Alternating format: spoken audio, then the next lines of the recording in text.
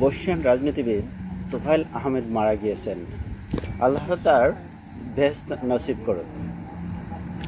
৬৯-এর গণঅভ্যুত্থানে এই মহানায়ক, তিনি ৬৯ সালে যে গণঅভ্যুত্থান হয়েছিল সেই গণঅভ্যুত্থানের নেতৃত্ব দিয়েছিলেন এবং সেখানেই তিনি মহানায়ক হিসাবে আবির্ভূত হন আমাদের এই বাংলায়। তিনি বঙ্গবন্ধু উপাধি দিয়েছিলেন। অর্থাৎ আমরা যে আজ বঙ্গবন্ধুকে, জাতির জনক শেখ মুজিবুর রহমানকে যে বঙ্গবন্ধু বলি, এই বঙ্গবন্ধু উপাধিটি তিনি দিয়েছিলেন। তিনি বাংলার রাজনীতিতে তার অবদান অনস্বীকার্য।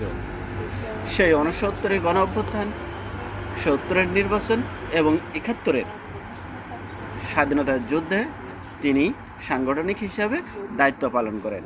তার সাংগঠনিক দক্ষতা কারণে মুক্তিযুদ্ধে তার বিশেষ অবদান রয়েছে।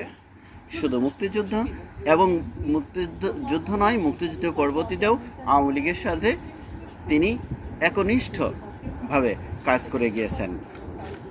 যদিও তার সহকর্মী বা এই পর্যায়ে বহু মানুষ আওয়ামী লীগের সাথে বেইমানি করেছে, ছুটে চলে গেছে, নিজের চাওয়া পাওয়ার হিসাব নিকাশ করেছে, কিন্তু এই তোফায়েল আহমেদ একনিষ্ঠভাবে বঙ্গবন্ধু এবং আওয়ামী লীগের সাথে ছিলেন যতদিন বেঁচে ছিলেন। অর্থাৎ তার অকৃত্রিম ভালোবাসারই এই সংগঠন এবং এই দেশ। আল্লাহ তার বেহেশত নসিব করুক, এই কামনায় আজকের মতো এখানে শেষ করছি। আল্লাহ হাফেজ।